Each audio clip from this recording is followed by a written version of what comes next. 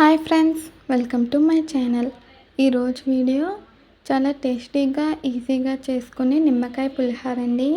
పులిహోర అంటే అందరూ ఇష్టపడతారు కదా. నిమ్మకాయ పులిహోర చాలా బాగుంటుందండి. ఇప్పుడు ఎలా తయారు చేసుకోవాలో చూద్దాము. ప్యాన్ పెట్టి ఆయిల్ వేసి కొన్ని పల్లీలు వేసుకొని వేయించుకోవాలి.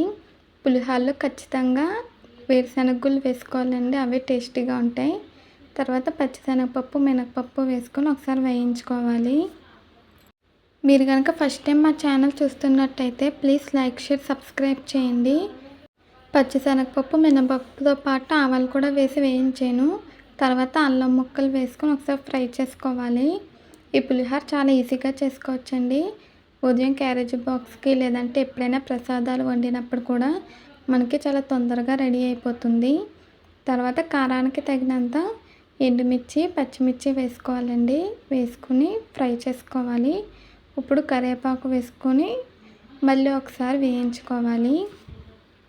మనం తాలింపు తొందరగానే ఫ్రై అయిపోతుందండి, అందుకే మనకి పులిహోర ఈజీగా రెడీ అయిపోతుంది. ఇప్పుడు రైస్కి సరిపడినంత పసుపు, రుచికి సరిపడినంత ఉప్పు వేసుకొని ఒకసారి కలుపుకోవాలండి. ఇప్పుడు స్టవ్ ఆఫ్ చేసేయాలి. తర్వాత నిమ్మరసం వేసుకోవాలండి. రైస్కి తగినంత వేసుకోవాలి.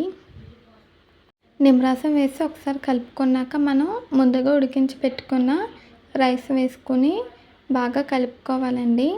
ఈ పులిహోర పోపు అంతా కూడా మనకి రైస్కి బాగా పట్టేటట్టు కలుపుకోవాలి.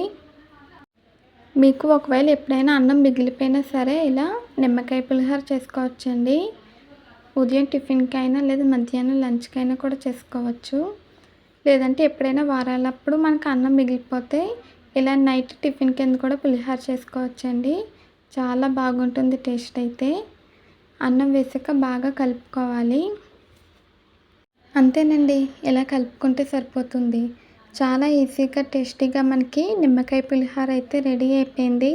ఇప్పుడు నేను దీన్ని సర్వింగ్ బౌల్లోకి తీసుకుని ఇలా సర్వింగ్ ప్లేట్లో సర్వ్ చేసాను.